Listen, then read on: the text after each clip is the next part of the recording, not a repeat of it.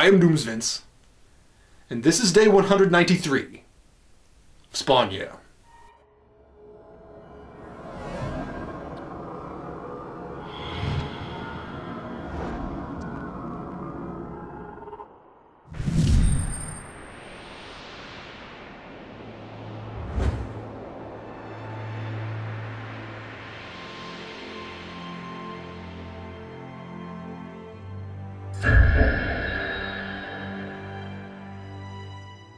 To summarize today's comic book, big splashy Urizen Spawn fight, Spawn loses, Angela finds Urizen's demon acolytes and dramatically demands to know what's going on, to be continued. This issue is all about style, and it certainly doesn't disappoint in that department. Really dynamic, frenetic action, wonderfully creative, unorthodox panel layouts, and a great variety of color, from bright popping reds and greens to moody, shadowy pages of black and gray, evoking the sense of despair and hopelessness gradually that our wisecracking demon duo narrate about nonchalantly. It's a big deal and everything's about to change, and they know that, but they also think they're on the winning side. The lead demon plainly explains some things about heaven and hell's stalemate and how the rules work, information like so often given in this series I really could have used earlier, and I'm confused about why it was denied me before. Mainly that heaven and hell are in a cold war, and each can only respond in force if the other does first. We've never been told that before. Spawn's new defiance apparently opens hell up to unleash Urizen for some reason. At the risk of repeating myself, this book is not a mystery.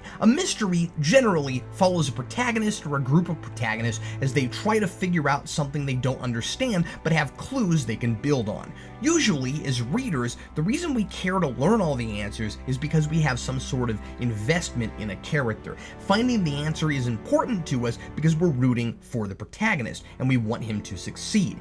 The mystery itself might be engaging on its own, but without someone we're following and we want to put ourselves in their shoes, it's just a puzzle, not a story. This wasn't a good mystery from the outset, because Spawn didn't care about solving it.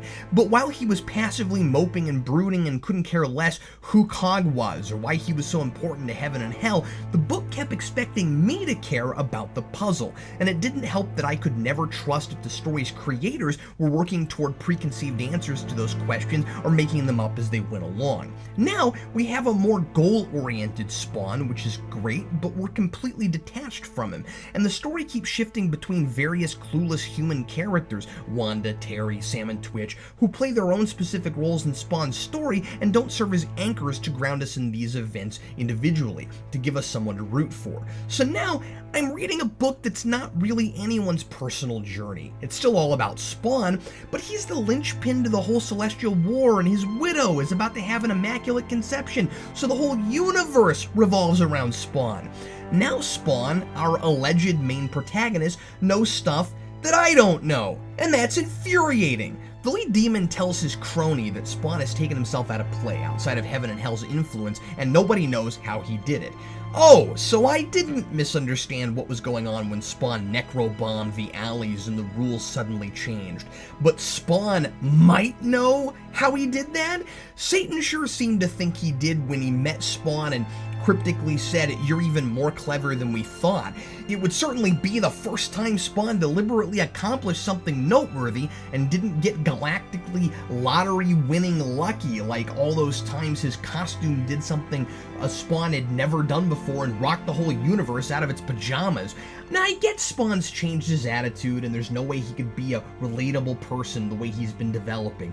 But Hogwin, buddy, throw me a bone here. Toss out a life preserver. I'm even in Spawn's head some in this issue, but it's also cryptic and gothically poetic. If Spawn comes right out in an issue later and says, "Oh yeah, I just drew a pentagram, killed a bat, said don't fear the Reaper, clucked like a chicken and fell over a couch like Dick Van Dyke, and poof, no more hell's influence," I'm gonna have kittens. So what else is in this issue?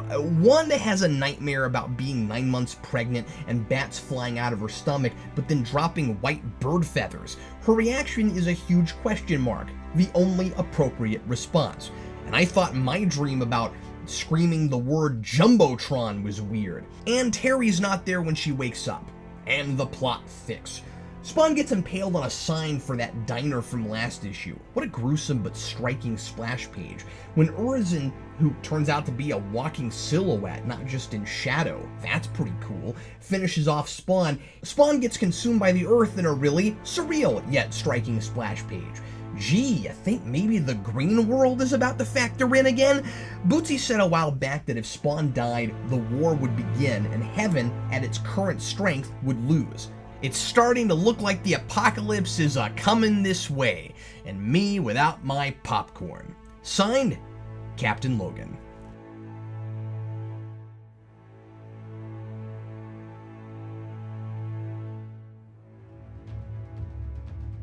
You need to make a choice.